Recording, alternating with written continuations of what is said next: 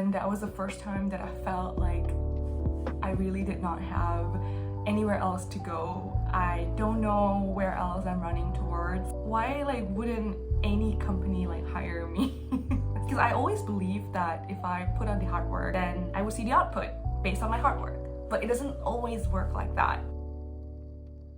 A lot of questions were asked to me.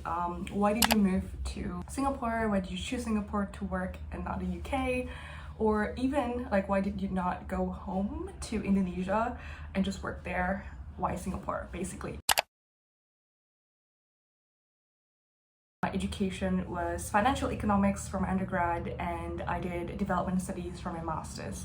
And so that means it was quite natural for us in development studies or in social science degree, particularly those who take MPhils and not policy studies or something more practical, that we go into research or NGOs, IOs, think tanks, any other company that is impact focused. So that was sort of my view when I first started job hunting, and that was in October 2021 when I just started my master's as well. Initially, I was looking for companies that I just described, anything to do with SDGs, with impact. When I first started off my uni in development studies, I was very optimistic and I had an idealistic view of what I want to do for my career. I don't want to just work for the sake of making money, doing, cool roles in big name companies.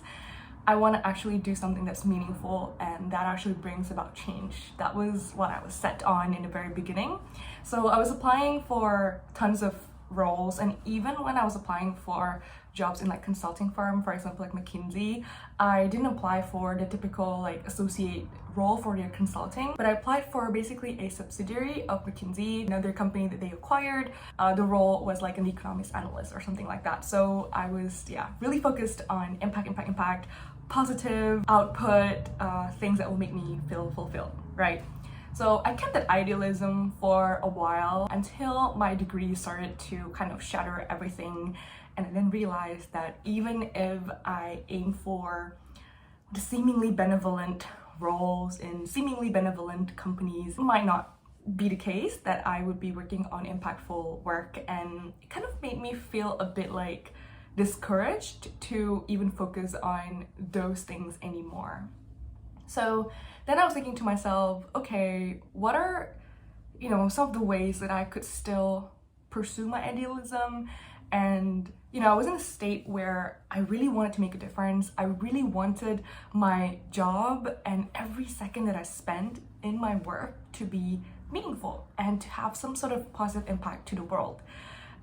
That was the idealism that I held on to the point where I decided in around end of February or early March that I wanted to apply for a PhD. I spoke to a lot of PhDs that I know. A lot of them actually told me that I should be applying to a PhD program. And I think talking to people and getting people who are actually doing it telling you that you should be doing a PhD made me feel confident that, you know what, maybe PhD is my path.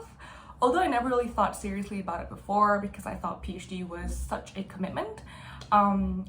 Just getting people telling you that, I think it really boosted my confidence. And then that's when I found a program with not really a program, I found a professor that I really want to work with.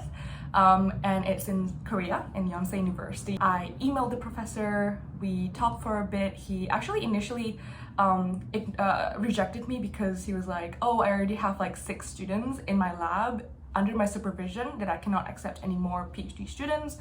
And then, but he was like, send me your CV, I'll have a look. And then I sent him my CV same day, and then he was like, impressive CV, and let's have a call. This professor was basically one of the contributing authors for the IPCC report, and my interest at the time, if I were doing a PhD, was around sustainable development and energy economy, especially around the coal industry in my country. And then we had an interview, and it was really positive.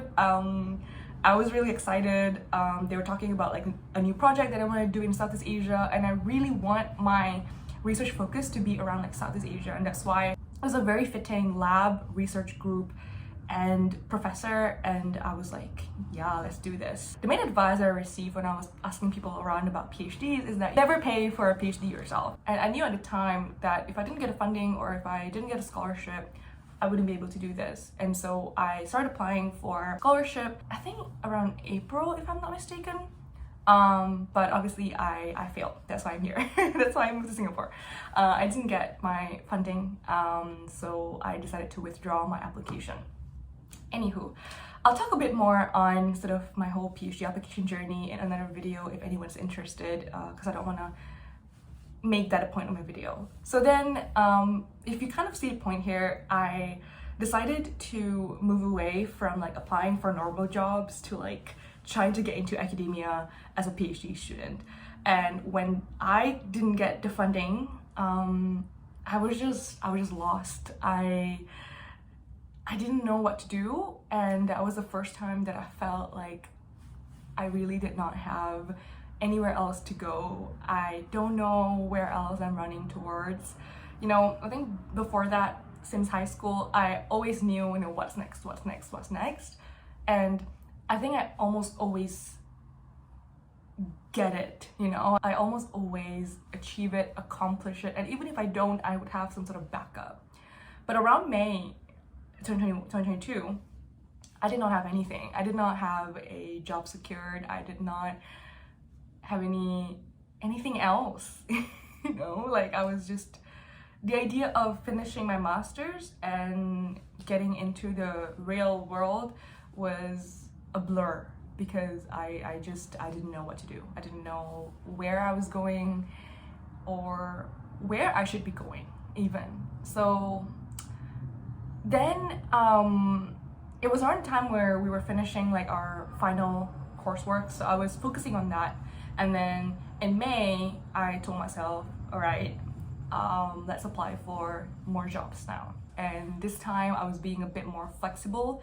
Whatever it is that comes my way that's still sort of related to what I did in my master's, I wanted to go for it. So then I got an interview, actually, the very first interview in a long time. And I was interviewing with a company called Palantir. If you have heard of them, they are a software company based in the US, and they have a very, very powerful software basically that's used by a lot of government bodies to solve, you know, social problem.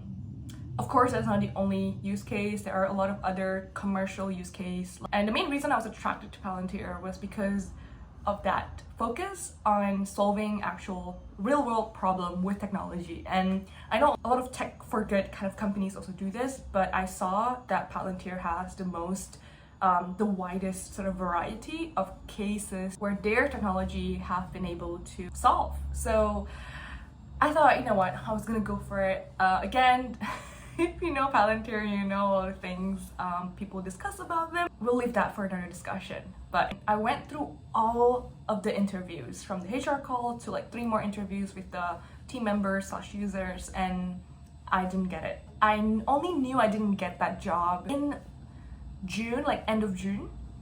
And why this is important is because I was holding on to the possibility of getting that job, right? And I almost didn't get any other interviews apart from Palantir, so I held on to that, and then they hadn't rejected me.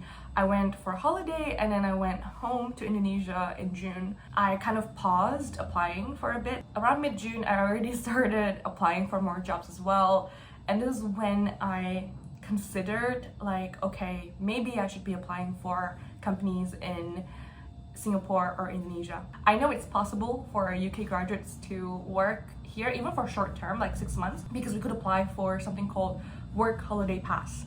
It's not available for all students. It's available for students who graduate from like specific countries, and UK was one of them. So I was applying for that as well around June. But anyways, I'll talk about the reasons for Singapore in more details in a little bit. But June, July, August was really the most chaotic time of my life, because I was doing, I think, close to like 20 interviews around that period of time, and I always just fail. And what really hurt was that a lot of the rejections were after the final interviews, and I really didn't know, like, it must not because I couldn't do the job. for me to go through like several steps of interviews. I believe that I was cut for it.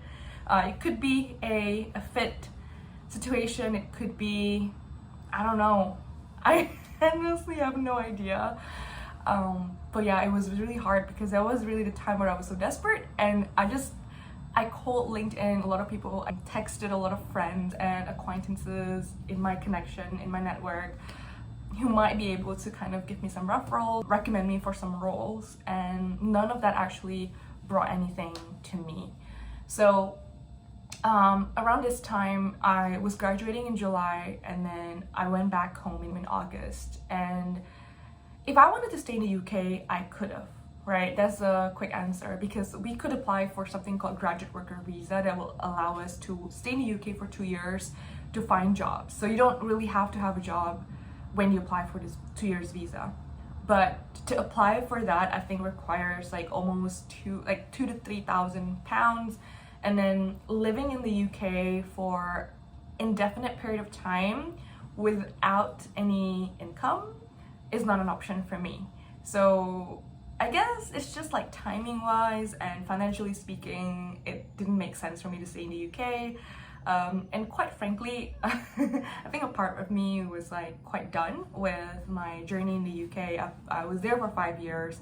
I thought it was time for a change, and it could be something that I told myself to make me feel better about leaving. So that's a part of why I left. Fast forward to more like pretty times, more stable times is when I finally got an offer for an internship in a startup in Singapore in around September. So I flew to Singapore for that internship in September, actually supposedly finishing in January, but I quit earlier in December because I had to go home. And at the same time, I also got a full-time offer finally from a company in Singapore. I don't know if I'm allowed to say the company name, but it's in the financial services industry. And it was crazy because I already got rejected in July for that role, for the same role. And then the recruiter contacted me again in August and be like, hey, are you still interested to apply? And I went through the whole process from August till November, and I finally got rejected. What pushed me out of the UK? I would categorize them into like two parts. One is I couldn't get a job on time, and which could have been impacted by my decision to kind of like, change my path several times. Because in different countries, they usually have like different recruitment cycles. And for the UK, it usually starts in around October, peaking in around January, February. And then typically people don't really open new roles closer to like May, June. Typically you don't find roles specifically for recent grads. A lot of them are for experienced hires. So I think I kind of lost the momentum there. I lost the train basically. So I couldn't get a job on time. And secondly, the option to stay with a graduate worker visa was just not economically feasible for me. So I left.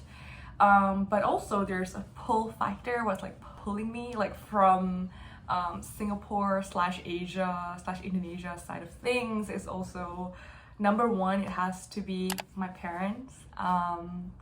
Honestly, when I went back in June for a holiday, that was my first time meeting my parents in 3 years. I didn't go home at all during the pandemic. Meeting my parents for the first time in the airport, it gave me that feeling where like your heart sank to your stomach.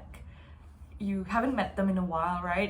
I've just been doing like video calls with them for like 3 years. And it's so different to seeing them in real life and realizing that they are getting old. And I'm a family person. I'm a big family person. If you follow me for a while, like I really love my family. And that was like one of the moments where I decided like, hey, maybe the prospect of staying in Asia, like Indonesia or Singapore, wherever, it doesn't seem that bleak. Or like it's actually an option that could make me happy. And it's all because like my family is here. So my desire to stay close to my family, to be able to see them, a bit more than just once a year or maybe once every 3 years is really what pulled me home. And I think the other part is also when I went to Singapore during the holiday, I just fell in love. I thought, you know, it will be great to be able to work here. I think Singapore, like culturally speaking, because I realized when I went home, I had like huge reverse culture shock. I was staying in the UK for 5 years, right? Very, very accustomed to the way things work there. And I sort of kind of missed that when I went home. And then when I went to Singapore, I realized it's actually a really good compromise or even like a blend between the two, because it's still very Asian and very Southeast Asian, in fact, in one part, but it's also still very Western in another part. I don't know how to explain it. I think it's because there's a lot of expats here. Even for the locals, there's just so much diversity as well. So it really felt like a weird mixture of both sides of the world and the culture. And I know, you know, I'm not trying to kind of just make a monolithic, you know, representation of like Asian and Western culture, but in a way, it's just, yeah, it's basically a melting pot of so many different cultures, and I really, really like it here. So I guess that's why. There's no easy answer to it. I know that's why when people ask me, it's so difficult to explain, because it's just there's a lot of factors. Timing is a big thing as well, because if I were to graduate at a different timeline, if I did my master's in a different timeline as well, things might have turned out very differently. And if I didn't go home, I maybe would not have felt a very strong pull to leave. I think it's just a possibility of settling somewhere else beyond a place that you have grown to call home for a while. It's pretty exciting, yeah. So that's kind of what it is. I hope it kind of answered people's question. Just generally, I really doubt myself, because like, why like wouldn't any company like hire me? That's kind of the really hard part of, you know, all of this. And it was weird because throughout like June, July, August, and September, I was applying for jobs daily. I was getting on interviews. I was even headhunted for like some roles which I end up saying no to. It was a bit crazy. I even flew to Jakarta for an interview with the central bank, which I didn't get. I interviewed with like one of the FMCG's companies in Indonesia, didn't get it as well. Almost got a think tank role, but I decided not to pursue that. So I don't know, there's a lot. I think if there's anything that you guys can take, and I want you guys to take out of this experience, no matter how excruciating it was for me, learn from my experience. Take your time and believe in timing, because I think I was so focused on wanting to control the outcome, because I always believed that if I put on the hard work, then, you know, I would see the output based on my hard work. But it doesn't always work like that, right? There's a lot of factors. And that past year, 2022, was the year where I realized that, yeah, it's not as black and white. My equation does not hold anymore. A lot of surrendering to be done, whatever you believe in. Yeah, a lot of surrendering to the universe, to God, and also a lot of perseverance. I learned that it's easier when you can see the fruit of your labor. But when you can't see it instantaneously, it becomes very demotivating.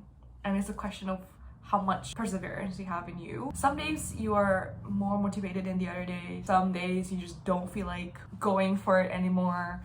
And I learned that, you know, a sleep, a nap, a little, you know, taking yourself out of that context for a little while does help, so that you can come back with a fresh perspective. Yeah, I do expect a few more, you know, career-related content in the future. Yeah, thank you so much for spending the time to watch this video, and I'll see you in the next one.